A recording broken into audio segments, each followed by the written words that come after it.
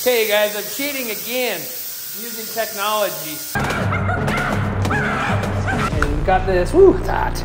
I think this is gonna work pretty good. Just gotta do some cutting. Dale, no power tools. So I don't know what you guys think, but I'm having fun building this. What the?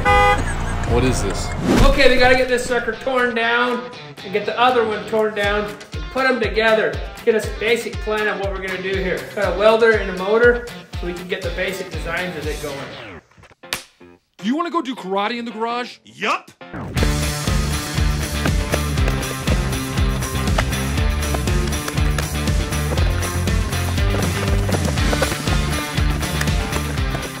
Okay, you guys, so this four-wheeler has lower gears, but the frame is not as heavy duty as that one. I think this one's more like a sports one. Ironically, it has lower gears on it. So I gotta take the gears off this and put them on that one. I need the clutch and all that for this one to put on that one. Get this four-wheeler all torn apart.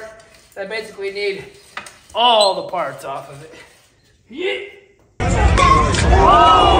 Okay, so I just gotta take basically this whole four-wheeler apart because I'm gonna use basically every part of this. This one has a lower gear ratio.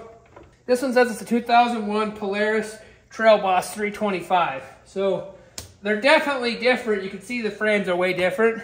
But I think the basic components are the same. I'm hoping anyway we can mix and match them. Everything's a different size on this. We're gonna be able to use this clutch though, I think. I'm not a clutch guy, so I'm sure you guys are laughing at me. Well, why won't this come off?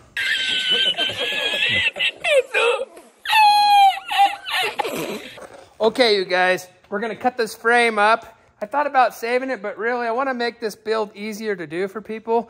So I'm gonna cut the frame up, then we can just stitch the frame together with smaller pieces of metal because it's already got the structure and everything. We just need to get this motor and transmission out of there, swap over some gears onto this one. This frame's a little bit stronger. I think this is gonna work pretty good. Just gotta do some cutting. Dale, no power tools. Okay, we're gonna see how this goes.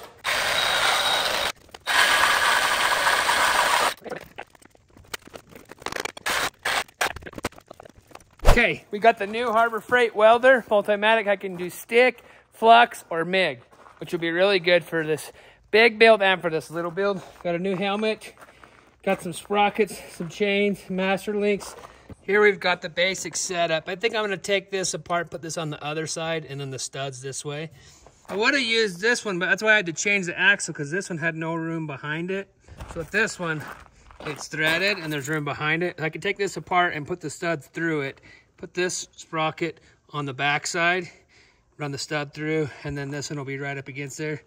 Just got to manufacture a swing arm this week. Mike can even get some of it done on Sunday. The next day. Okay, guys, I'm cheating again using technology. Only grinders. No, it's all good. We're going to cut out some of the swing arm out of this. Some of it will be handmade. A little bit of plasma. Front plate is going to weld to the swing arm, right? And then the axle is going to weld to the back side. And then of course this axle weld to this bracket. Yeah. And then this will give you some adjustment. This will weld on the outside of that plate. And so then right in here, we can reach in there and get to those bolts on the other side of it. Yeah, what I figured, and I measured and I figured we could cut a slot here. Yeah. That adjustment bolt should be right here. So that should be enough to slip a wrench in there. A deep in socket. Oh, okay. And because the nut's actually right here. Okay, we're totally cheating here, but we're using the plasma to cut this swing arm out. You know I shun fancy things like electricity.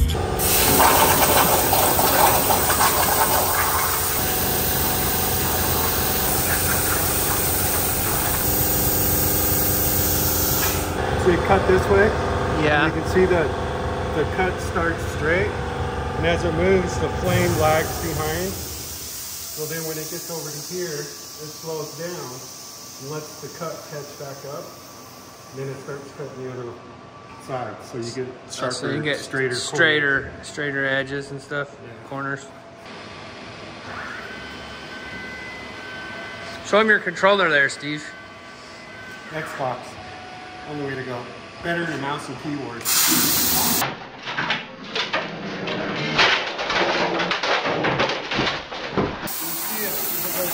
And then it'll slow down on the corners.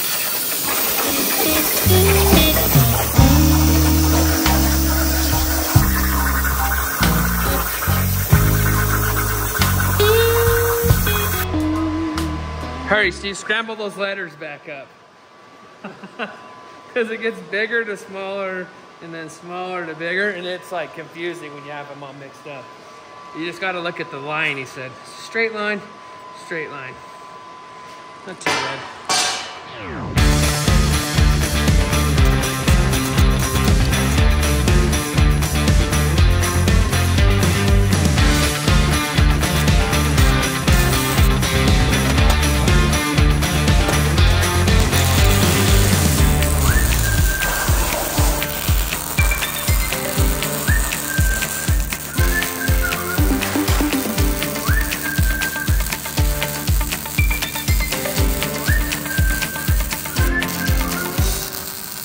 Alright, so we got this here. We're gonna put one more in the middle.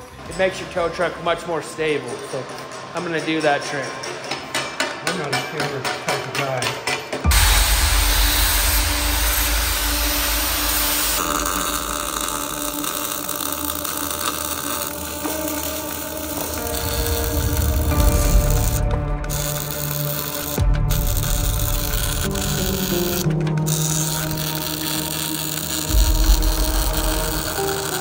Here we go. So we did some hardcore fabbing up here today at Fast Track Welding. Bryce's place in Manatee. And we got this, woo, it's hot. But basically got the basic setup here. So this is gonna weld this to this, and then this is gonna bolt on there. And then the back, and that has adjustability. And then this is gonna have adjustability with this right here. So yeah, thanks to Steve. What's it called, your company? Done-right.com. Okay, so I couldn't get this to free up. Something's bound up inside of it, so I've got to probably take it apart and clean it out, see why it's rusted or locked up. I've got that one if I don't have this one, so that should work.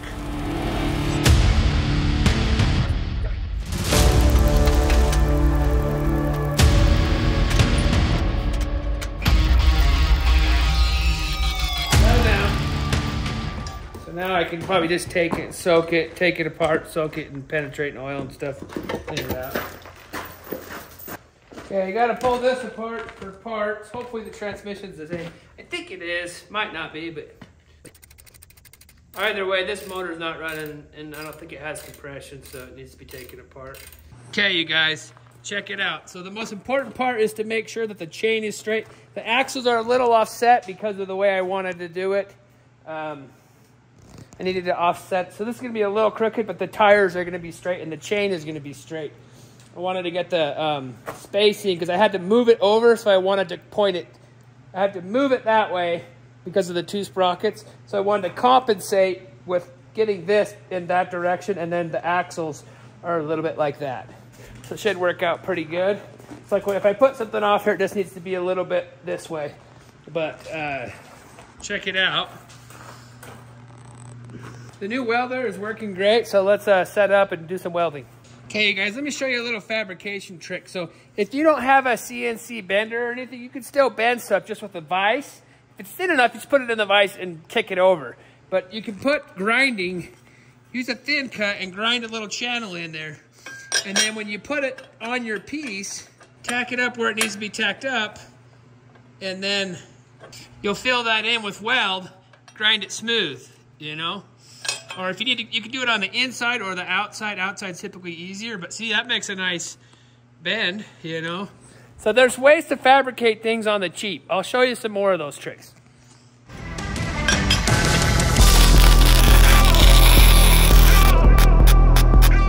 Now that you've got it welded, you can just grind it off to have a nice, slick skid plate that'll slide right over stuff. Probably gonna incorporate some sort of chain guard over both chains on that side.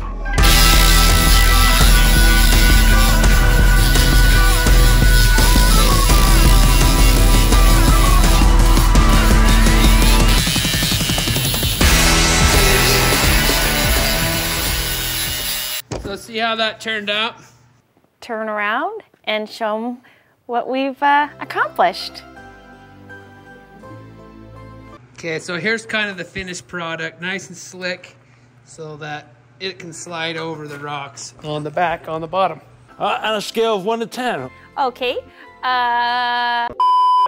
So I don't know what you guys think, but I'm having fun building this. We're gonna be working on it tomorrow, and then the next couple of weeks I gotta help Cole. Share and subscribe, tell your friends, send it to people. I think they'll like this build.